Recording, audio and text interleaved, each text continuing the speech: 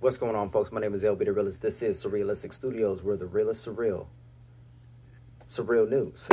We're the real is surreal. Thanks for joining me on this segment. So hit that like button, share, comment, subscribe, hit that notification bell. You already know what to do, folks. I don't want to beat a dead horse. That sounded very violent. I don't want to touch a dead horse. We'll say that. So let's go ahead and jump into this segment here. Let me fix my camera because my head is being cut off. Maybe I should back up. All right, let's see. I'm still working out everything, folks. By the way, I did get some new studio equipment. I got a camera here. I got a microphone. For whatever reason, my Apple computer says I need an update, but every time I try to update it, it says there's no updates to be found. So I'm going to have to update my computer to the latest software in order for me to use my Blue Yeti microphone and Logitech camera. Until that happens, I'm not going to be able to use it unless I get a new computer. So I'm weighing my options here. So bear with me as I still do these segments on my phone. We're going to read this article here from usnews.com. How Let's Go Brandon became a code for insulting Joe Biden. So I'm pretty sure you guys have heard of Let's Go Brandon at this point. I'll go ahead and read this article here, but it's a code sentence. It's a code phrase, all right? It doesn't mean let's go Brandon, even though that's what we're saying. So here we go here.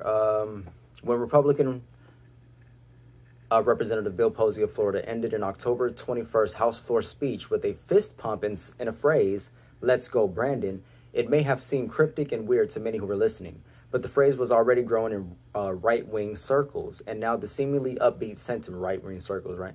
Now the seemingly upbeat sentiment actually a stand-in for swearing at Joe Biden is everywhere.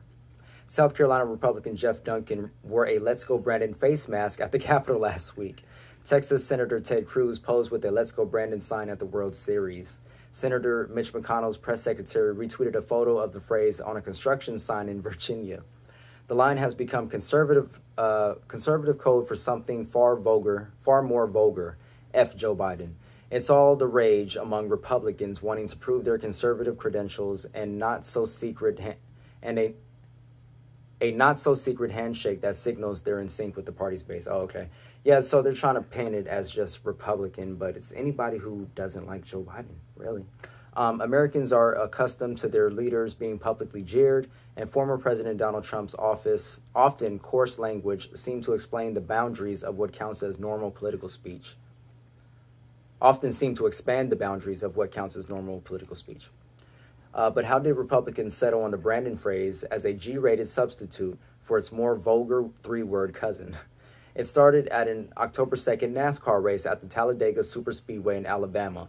Brandon Brown, a 28-year-old driver, had won his first Xfinity Series, and was being interviewed by an NBC Sports reporter. The crowd behind him was chanting something at first very difficult to make out. They were chanting something at first difficult to make out. The reporter suggested they were chanting, "Let's go, Brandon," to cheer the driver. But it became increasingly clear they were saying F Joe Biden. NASCAR and NBC have since taken steps to limit ambient crowd noise during interviews, but it was too late. The phase already had taken off. Oh, wow. When the president visited a construction site in suburban Chicago a few weeks ago to promote his vaccinate or test mandate, protesters deployed both three-word phrases. This week, Biden's motorcade was driving past a Let's Go Brandon banner as the president passed through Plainsville, New Jersey. And a group chanted Let's Go Brandon outside of Virginia Park on Monday when Biden made an appearance on behalf of the Democratic candidate for governor, Terry McAuliffe. Two protesters dropped the euphemism entirely, holding up hand-drawn signs with the profanity. On Friday morning, on a Southwest flight from Houston to Albuquerque, the pilot signed off his greeting over the public address system with the phrase, to audible gasp. Oh, wow. Audible gasp from some passengers. That's funny. People are going off with this phrase. Veteran GOP ad maker Jim Innocenzi has had no qualms about the coded cruelty, calling it hilarious. It is hilarious. Unless you're living in a cave, you know what it means, he said. But it's done with a little bit of class, and if you object and are taking it too seriously, go away. Go away. Right. American presidents have endured meanness for centuries. Grover Cleveland faced chants of "Ma, Ma, where's my pa?" in the 1880s over rumors he'd fathered an illegitimate child. Wow.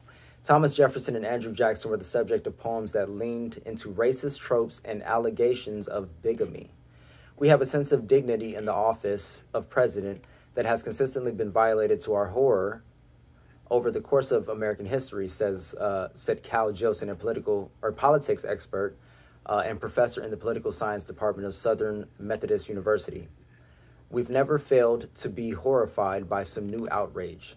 There were plenty of old outrages. F-Trump graffiti still marks many an overpass in Washington, D.C. George W. Bush had a shoe thrown in his face. Yeah, he did. That was hilarious, too. Hey, he had some really good reflexes, though. I give it up to him. This is not the first time this has happened. Bill Clinton was criticized with such fervor that his most vocal critics were labeled the Clinton crazies. The biggest difference, though, between the sentiments hurled at the Grover Clevelands of yore and modern politicians is the amplification they get on social media, exactly. Before the expansion of social media a few years ago, there wasn't an easily accessible public forum to shout your nastiest and darkest political or public opinions, said Matthew Delmont, a history professor at Dartmouth College. Even the racism and vitriol to which former President Barack Obama was subjected was tampered in part because Twitter was relatively new. Yeah.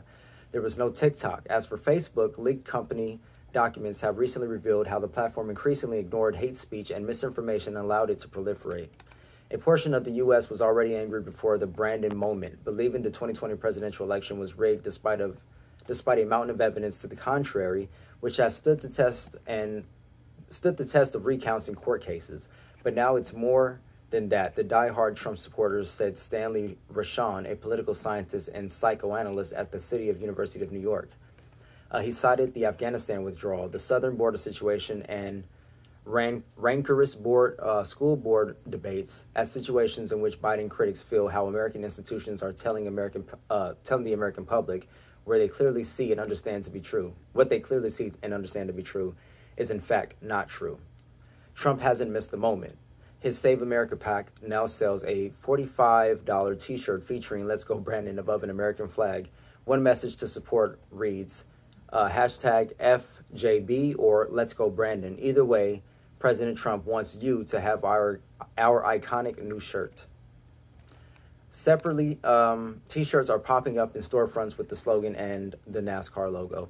And as for the real Brandon, things haven't been so great. He drives for a short-staffed, underfunded team owned by his father, and while that win, his first career victory, was huge for him, the team has long struggled for sponsorship, and existing partners have not been marketing the driver since the slogan. Oh, wow.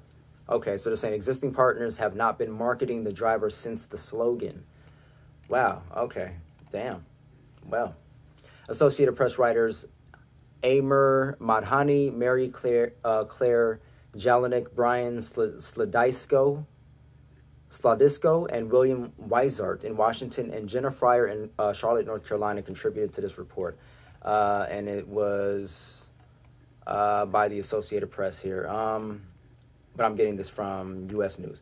All right, so there we go, folks. That is the story behind the Let's Go Brandon phrase. Some of these politicians, these Republican politicians, are using the phrase indiscriminately. And they're having fun with it. And I think a lot more people than just Republicans are having fun with it. So leave me your thoughts down below, folks. Remember to like this video, share, comment, subscribe, all that jazz. Love, peace, and light. Until next time, be kind, rewind, and let's go, Brandon.